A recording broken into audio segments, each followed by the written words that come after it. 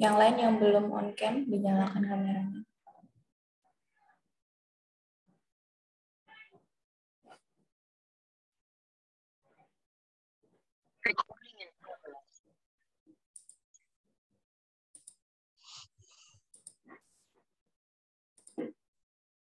Oke, baik. Kita mulai perkuliahannya. Assalamualaikum warahmatullahi wabarakatuh. Selamat pagi semua. Ya, jadi setelah UTS, saya yang akan mengampu konsep basis data nanti sampai dengan UAS. Nanti gantian yang logika dan algoritma adalah yang mengampu Bu Khairunisa Sabrina, Bu Sabrina Khairunisa. Itu baik. Kita lanjutkan materi minggu ini, yaitu tentang pengenalan SQL.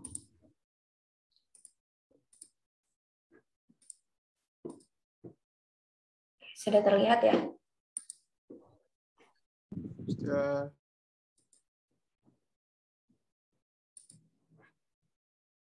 Oke, kita belajar tentang SQL yang mungkin kemarin saat praktikum luring kalian sudah mencoba di lab. Ya, jadi SQL itu merupakan structure query language atau bahasa query yang merupakan bahasa komputer standar ANSI atau American National Standards Institute. Untuk basis data relasional maupun Relational Database Management System atau RDBMS. Jadi bahasa SQL juga digunakan untuk mengatur, mengelola, dan menyajikan kembali data-data tersebut. Jadi kalau kita menggunakan SQL ini, kita bisa untuk digunakan sebagai pengaksesan database-nya. Nah, DBMS itu adalah software-nya yang mengatur database-nya kita. Nah, jadi piranti lunak yang akan mencerna dan menerjemahkan permintaan bahasa SQL itu adalah DBMS. Jadi softwarenya adalah DBMS. Jadi kita mengatur database kita dengan MySQL itu atau dengan bahasa SQL itu adalah dengan DBMS atau DBMS. Nah, DBMS itu merupakan software yang digunakan untuk membangun, mengelola, dan memelihara basis data.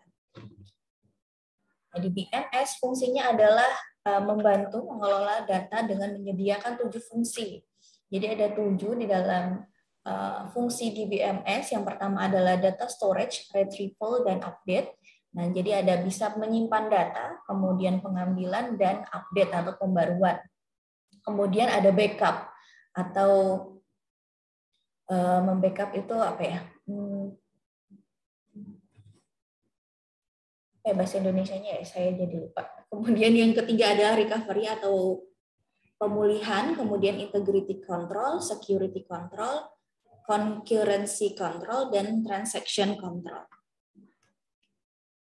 Ya, jadi fungsi utama di BMS yang pertama adalah ada fungsi utamanya itu hanya 4. Yang pertama adalah pembuatan dan pendefinisian database atau basis data dengan tipe, struktur, dan batasan-batasan data, termasuk juga pengubahan dan penghapusan tabel data dengan memanfaatkan DDL. Nanti kita akan belajar DDL minggu depan, yaitu Data Definition Language, bagaimana kita bisa meng-create data, menghapus data, dan mengupdate data. Gitu ya. Kemudian ada pemanipulasian data atau querying, update, modifikasi, report, dan report generation dengan memanfaatkan DML atau data manipulation language. Kemudian yang ketiga adalah kendali pengaksesan data dengan memanfaatkan DCL atau data control language. Dan yang keempat adalah kendali transaksi data dengan memanfaatkan DTL atau data transaction language. Nah, untuk semester ini yang kita akan pelajari adalah DDL dan DML-nya.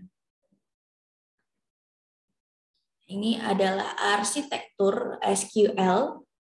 Ya, jadi yang pertama di sini SQL-nya query ini dapat perintah dari komputer yang digunakan oleh user. Kemudian dilakukan pengoptimalan menggunakan aturan internal atau metode penetapan untuk menentukan cara yang paling efisien untuk menghasilkan query-nya. Jadi optimizer mode-nya ini. Kemudian pengoptimalan akan menghasilkan query yang optimal untuk dieksekusi. Jadi ada 2 jenis pengoptimalannya, yaitu rule based optimizer atau cost based optimizer, RBO atau CBO. Kemudian rule based berarti ini berbasis aturan ya. Kalau cost based berarti berbasis biaya. Cost based. Kemudian dari rencana query plan itu rencana eksekusi untuk pernyataan SQL dihasilkan oleh generator sumber baris dengan bantuan rencana query yang diterima dari pengoptimalan. Jadi dari query yang di sini akan dieksekusi menjadi raw source generator, kemudian ada SQL execution. Kemudian menghasilkan hasil yang ditampilkan ke user. Nah, kemampuan apa saja sih yang bisa didapatkan dari penggunaan SQL? Yang pertama adalah pendefinisian struktur data, contohnya adalah create table, create view, dan lain sebagainya. Kemudian pengubahan data, contohnya adalah update data, kemudian ada bisa manipulasi atau memperoleh data, dan pengaturan sekuritas. Ya, jadi yang menggunakan SQL itu siapa saja? Yang pertama adalah database administrator, kemudian programmer, dan user. Ya, penggunaan SQL ini sebagai bahasa administrasi basis data, kemudian sebagai query yang interaktif, sebagai bahasa pemrograman basis data, dan sebagai bahasa klien ataupun server. Jadi yang tadi sudah disebutkan, jadi jenis pernyataan SQL itu ada 3. Yang pertama adalah Data Definition Language atau DDL, kemudian Data Control Language atau DCL, dan yang terakhir adalah DML. Nah, yang kita pelajari adalah DDL dan DML-nya. Ini relasinya, jadi DDL itu mendefine database seperti create table, indexing, kemudian view, kemudian juga bisa stabilisasi dari foreign key. Kemudian bisa ngedrop atau truncate tables, maksudnya adalah menghapus tabel ya dengan perintahnya adalah drop. Nah, itu termasuk dalam physical designing. Kita mengembangkan basis datanya ini dalam membuat database-nya. Jadi kita menggunakan bahasa DDL. Kemudian DDL juga bisa sebagai maintenance-nya basis data atau pemeliharaan basis data. Kemudian ada DML atau Data Manipulation Language. Fungsinya adalah load the database, kemudian insert data, update the database, manipulate the database. Contohnya adalah menggunakan select. Nah, itu adalah fungsinya sebagai implementasi database. Nah, jadi di DML, fungsinya di dalam database adalah kita ngeload atau loading database-nya.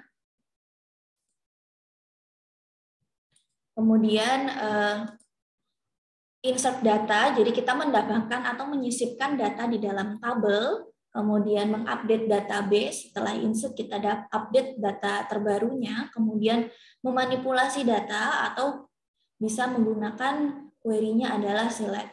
Nah, select ini nanti kita bisa misalnya menampilkan data untuk kondisi-kondisi tertentu. Seperti di pemrograman yang Java, nah fungsi select-nya ini sama. Jadi seperti fungsi if di dalam basis data itu menggunakan select. Jadi kita menyeleksi data apa saja yang diambil dengan kondisi-kondisi tertentu. Kemudian ada DCL atau Control Database. Dia ada grant, add, dan revoke. Jadi grant adalah mengizinkan, kemudian menambahkan, dan revoke atau membatalkan. Jadi kita belajar ini sedikit tentang DCL di DDL minggu depan. Nah, DCL ini juga fungsinya sebagai implementasi dan di maintenance. Nanti kita bisa belajar mengetahui DCL, peran DCL dan DML ini bisa dalam satu query atau satu runtutan kode program, ya, yang maksud saya SQL-nya dalam satu baris itu bisa ada DML dan DCL.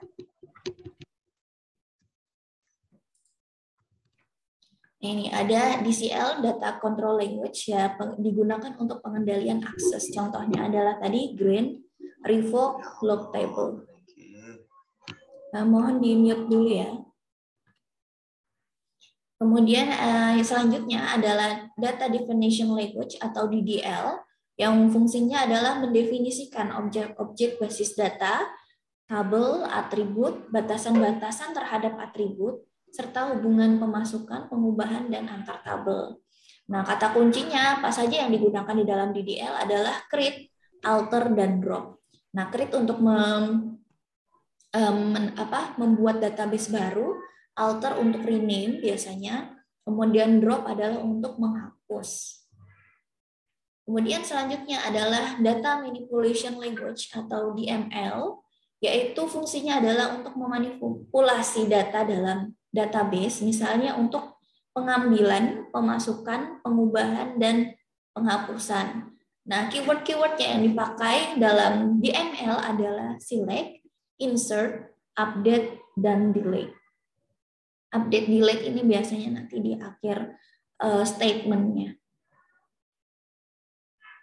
Kemudian ada pengendali transaksi atau transaction control, yaitu untuk mengendalikan pengeksekusian transaksi. Kata kuncinya meliputi commit and rollback.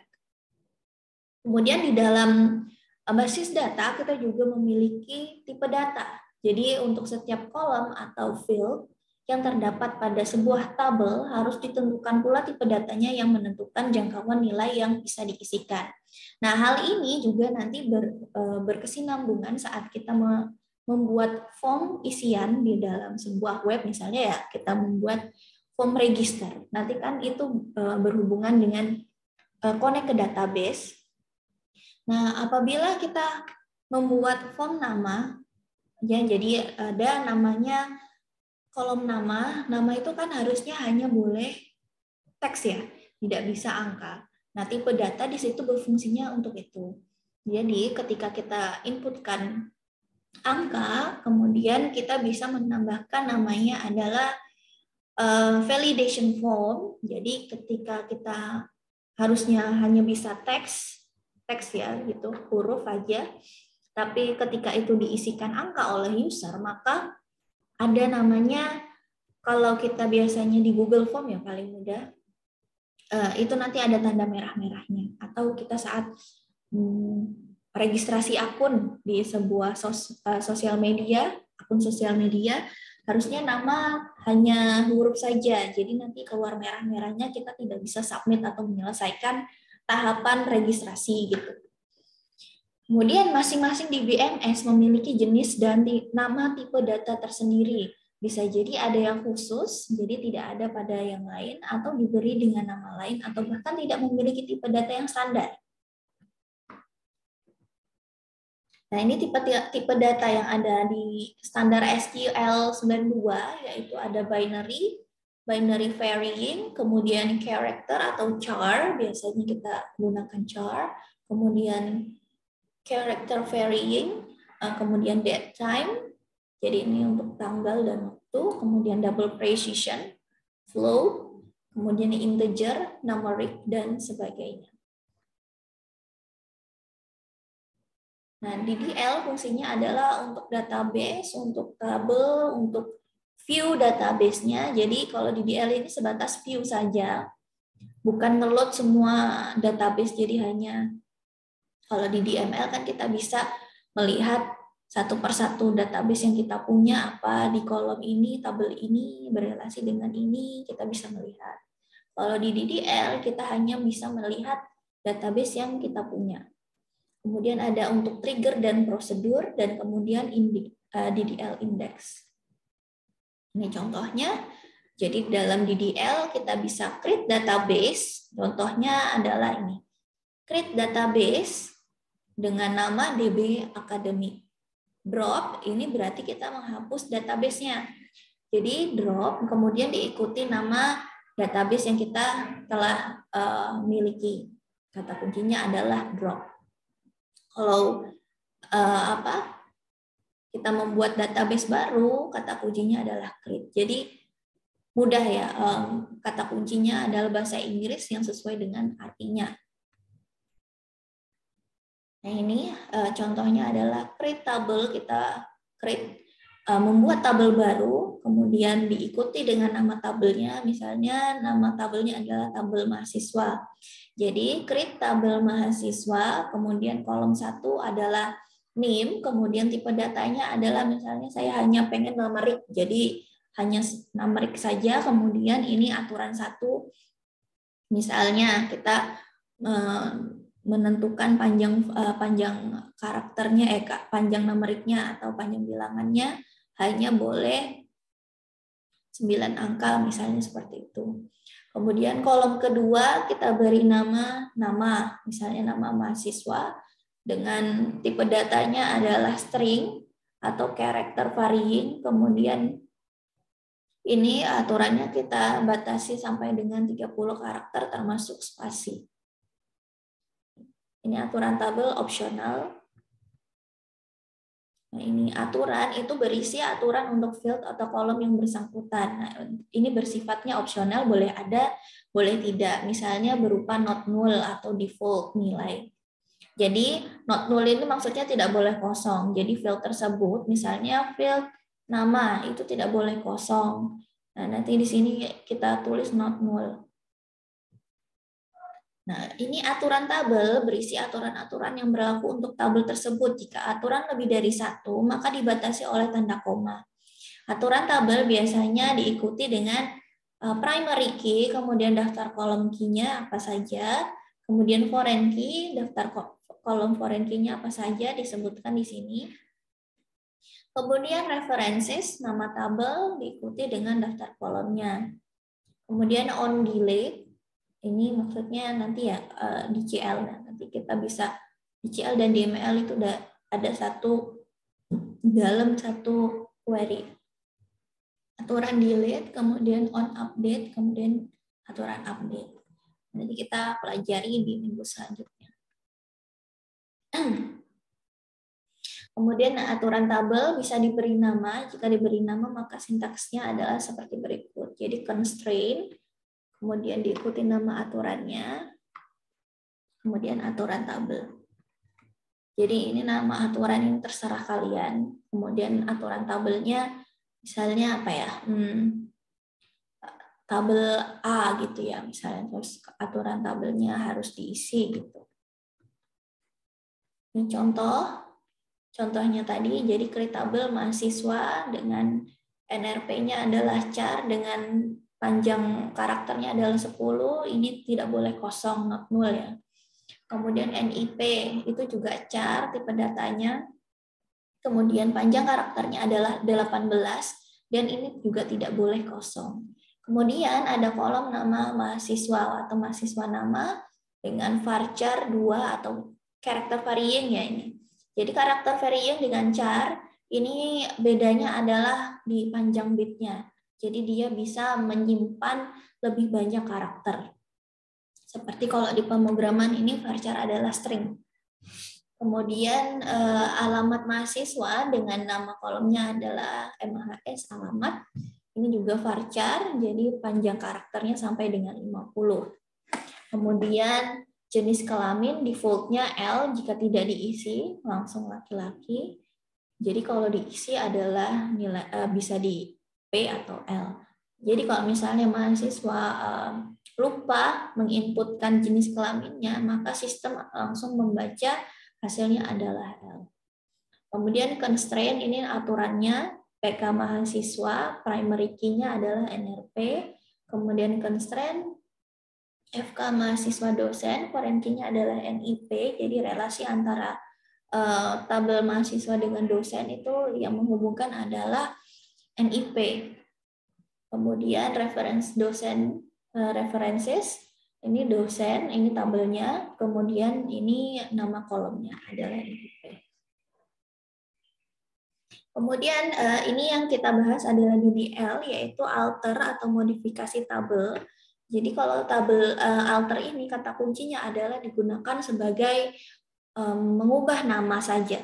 Jadi mengubah nama tabel, nama kolom gitu ya. Nah, ini contohnya kita ini juga bisa menambahkan kolom baru ya. Misalnya menambahkan kolom baru dengan kata kuncinya adalah alter tabel, atau table, kemudian diikuti nama tabelnya, dan add nama kolom, tipe data, dan aturannya. Contohnya, ini alter table mahasiswa, kita menambahkan tanggal lahir dengan tipe datanya adalah D. Atau bisa juga menghapus kolom, kita bisa menggunakan alter table, nama tabel dengan kata kuncinya drop, nama kolom. Nah, ini drop menghapus, yaitu menghapus tabel dengan sintak drop table diikuti dengan nama tabelnya. Kemudian DDL view, jadi hanya bayangan aja, jadi ketika kita view itu tidak bisa memodifikasi. Jadi tidak menyimpan data secara fisik, hanya menampilkan. Biasanya berupa hasil query dari tabel-tabel dalam sebuah database. Ini contohnya, sintaksnya adalah create view, kemudian nama view as SQL query-nya seperti apa. Ini contohnya, kita buat SQL-nya adalah create view mahasiswa pria as select from mahasiswa where jenis kelamin L. Jadi hanya menampilkan mahasiswa dengan jenis kelamin, mahasiswa pria dengan jenis kelaminnya laki-laki dari tabel mahasiswa. Kemudian ada trigger. Jadi trigger adalah sebuah objek dalam database yang berupa prosedur yang merespon setiap kali terdapat proses modifikasi pada tabel. Proses modifikasinya itu seperti insert, update, dan delete. Ini contohnya tadi, create trigger, nama trigger, on table, nama triggernya apa, tabel nama, kemudian on table diikuti nama tabel, kemudian for, bisa delete, insert, update, kemudian as perintahnya, perintah SQL-nya diikuti. Ini contohnya. Create trigger dengan nama triggernya adalah telog ubah nilai. On table peserta kuliah, jadi dari tabelnya peserta kuliah, for update insert as, insert into log history, tanggal, dan proses. Jadi menambahkan atau menyisipkan data pada file tanggal dan proses, kemudian value get data, terjadi proses perubahan data nilai. Oke, jadi tentang SQL sampai di sini ada pertanyaan? Mungkin masih bingung, nanti kita pelajari tentang DDL, DML-nya dengan studi kasus ya. Jadi Anda ada bayangan. Ya, sampai di